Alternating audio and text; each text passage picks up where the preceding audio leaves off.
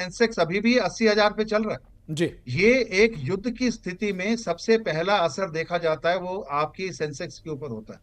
इसका ये मतलब है कि हमारे जो चारों विंग्स, चारों जो एलिमेंट्स हैं नेशनल पार्क के, हम्म। वो एक साथ काम कर रहे हैं, और ये सबसे बड़ी कामयाबी मैं समझता हूँ। जी। ठीक है, आपने जिक्र किया, आपने अर्थव्यवस्था का जिक्र किया, लेकिन एक बात तो क्लियर है कि कोई भी देश हो, कोई भी कंट्री हो, जब युद्ध में जाती हैं तो बहुत सारी चीजें इफेक्टेड जरूर होती हैं, लेकिन इसके साइड इफेक्ट तो हैं, स्वाभाविक है कि अगर, लेकिन क्या यही वजह है कि भारत पूरी तरह से युद्ध में नहीं जाना चाहता है, यही बार बार मौका दे रहा है पाकिस्तान को कि अभी भी आप संभल जाइए, हम आप जो कर रहे हैं हम उसका जवाब जरूर दे रहे हैं, लेकिन मौका है आपके पास कि आप अभी थम जाएं, रुक जाएं? राजेश छावा जी।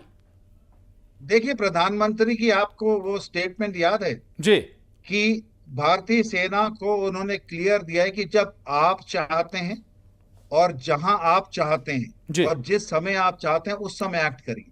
हम्म। ये जो प्लानिंग होती है वॉर की, एस्केलेशन मैट्रिक्स बोला जाता है इसमें, हम्म। कि हर एक स्टेप को देखा जाता है, इसमें कहाँ पे आप जाना चाहते हो, उसका रिएक्शन क्या होगा, उसका नेक्स्ट एक्शन आपका क्या होना चाहिए। तो एस्केलेशन मैट्रिक्स के हिसाब से हमारी चल रहा है ये काम।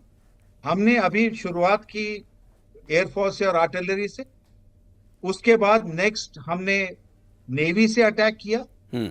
हम सेना को तब भेजेंगे जब हम चाहते हैं, और जब हम उसको माहौल बना चुके होंगे अपनी आर्टिलरी और एयर स्ट्राइक से, उसको दुश्मन को इतना कमजोर करें ताकि हम जहां जाएं वहां पे हमें विक्ट्री हासिल हो। हम जाएंगे वहां जहां पे हमारी तैयारी होगी, जहां पे हम जाना चाहेंगे, और जहां हमें विश्वास होगा कि हम यहाँ पे जीतेंगे। निश्चित रूप से। और अजय जी, एक प्रश्न आपसे मेरा ये रहेगा कि अभी जो चाइना का जो जिक्र हो रहा था, राजेश जी ने कहा भी इस बारे में कि चाइना सीधे तौर पर कभी भी वॉर में आने की कोशिश नहीं करेगा, और चूंकि अभी कोई घोषणा भी इसकी आधिकारिक तौर पर नहीं हुई है, जो आपने शुरू में भी जिक्र किया था, अगर कोई आधिकारिक घोषणा होती है तब क्या स्थिति होगी चाइना की? तब क्या हमें भी पाकिस्तानी सीमावर्ती इलाकों के साथ साथ सिस्टम के यूनिट्स हैं वो इंस्टॉल कर दिए गए हैं, एक्टिवेटेड हैं, और जब भी कोई टारगेट वहां से फिक्स किया जाता है, यानी पाकिस्तान की तरफ से जो ही टारगेट फिक्स किया जाता है और वहां से लॉन्च किया जाता है मिसाइल या ड्रोन, तो फौरन हमारे सिस्टम जो हैं वो एक्टिवेट हो जाते हैं। और ये है कि क्योंकि हमारा इंटरनेशनल बॉर्डर भी काफ़ी लंबा है और एलओसी भी, आप ये अंदाज़ा लगाएं कि गुरेज से एलओसी शुरू होती है, 740 किलोमीटर लंबी है, यानी गुरेज के बाद कुपवारा, कुपवारा के बाद बारामूला, बारामूला के बाद हाजीपीर सेक्टर के थ्रू राजौरी और पुंछ का एलओसी का सेक्टर है, और कुल 740 किलोमीटर लंबी लाइन ऑफ कंट्रोल है। उस पे आर पार पाकिस्तानी आर्मी और इंडियन आर्मी है, और कुछ जगहों पे जो है बीएसएफ भी तैनात है बॉर्डर्स पे, यानी बीएसएफ भी अलर्ट है और आर्मी भी अलर्ट है। और उसके बाद इंटरनेशनल बॉर्डर शुरू हो जाता है जहां पे काफ़ी जगहों पे बीएसएफ है, और जगह जगह पे एयर डिफेंस सिस्टम भी लगाया गया है, और बाकी चीज़ों का मुकाबला करने के लिए भी आर्टिलरी भी लगाई गई हैं या टैंक्स अलर्ट पे हैं, यानी जहां पर जिस चीज़ की ज़रूरत पड़ेगी उसी का इस्तेमाल किया जाएगा।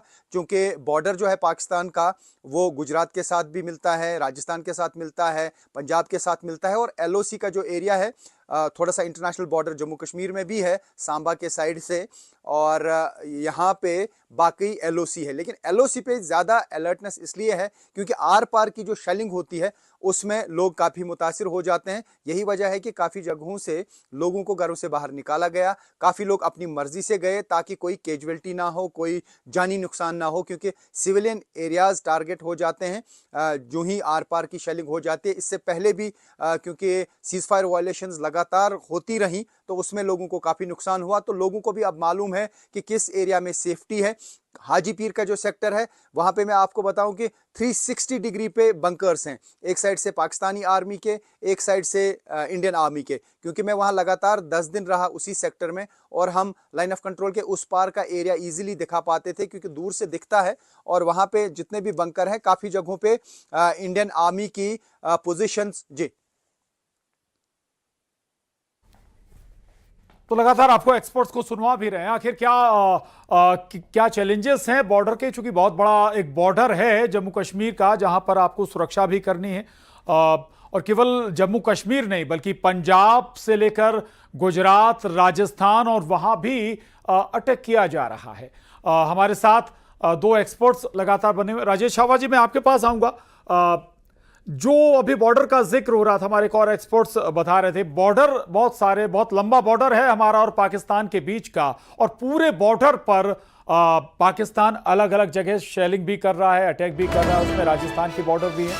मैं लौटूंगा और एक बड़ी खबर इस वक्त की, जयशंकर की अब तक की 10 देशों के विदेश मंत्रियों से बात हुई। ऑपरेशन सिंदूर पर विदेश मंत्री एस जयशंकर ने 10 देशों के विदेश मंत्रियों से बात की है, उन्हें घटना की जानकारी दी है, क्या क्या चीजें हुई हैं, क्या क्या अभी तक जो हुआ है, पाकिस्तान ने जो किया है, पाकिस्तान की तरफ से जो मिसाइल अटैक हुए हैं, और इतना ही नहीं, मिसाइल अटैक उसका जवाब किस रूप में दिया गया है, क्या वजह थी, ये सारी जानकारी दी गई है एस जयशंकर के जरिए।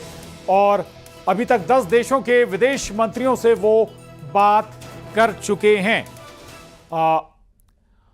राजेश छावा जी हमारे साथ बने हुए। राजेश छावा जी, एक तो ये कि विश्व बिरादरी में अपनी स्थिति मजबूत बनाने के लिए लगातार इंफॉर्मेशन भी दी जा रही है, जयशंकर के जरिए बताया भी जा रहा है, और पहले भी लगभग ये माहौल बना लिया गया था कि आतंक को पोषित कर रहा है पाकिस्तान, भारत का एक्शन केवल आतंकियों के खिलाफ है।